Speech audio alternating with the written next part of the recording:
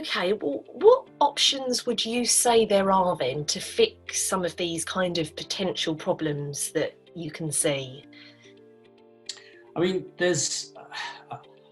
I get sort of frustrated when you hear people sort of say, technology is the answer, kind of, it's almost like, what's the question? I mean, technology has a role to play within this, but it's not just that we can solve all the problems that are coming through by technology. There are some things where it has a really important role. There are other things where you still will just need to be doing sort of fairly normal ways of working.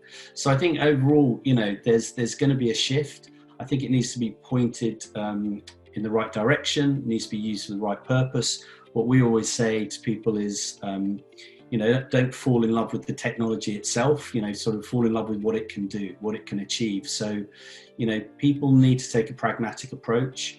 All these sort of, the amount of people I see on LinkedIn with the title futurist, these are the people who kind of like say, that the answer's technology, then let's work out the question later. And they think that, they misuse the term artificial intelligence all the time and get people thinking it's robots taking our jobs, which it really isn't.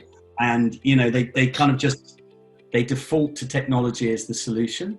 And, so they're sort of, what are they, if you think they're sort of a technoptimist is a term I came across, which is not a real word.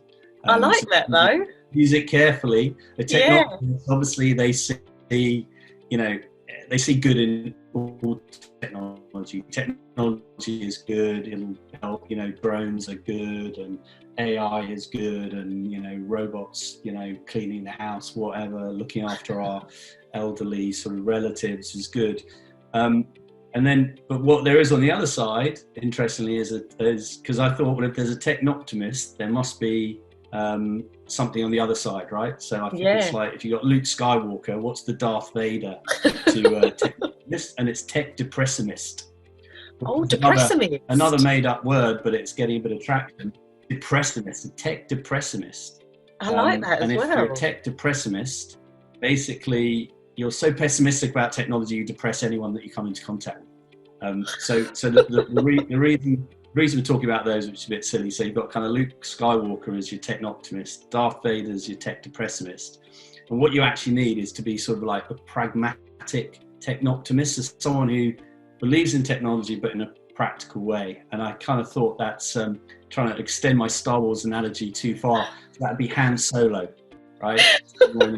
Okay, so you got two positive with Luke Skywalker, two negative with Darth Vader. Then you got Han Solo. It's a bit like, let's just see how it goes. So the point there being, you have to look at this, with sort of pragmatic eyes, and not just thinking, we can solve all our ills with technology. It has a huge role to play, but it isn't. Yeah, of course. I think you should create that into a little cartoon or animation. Yeah. What is it? A techno-optimist? Technoptimist. Technoptimist. I like that.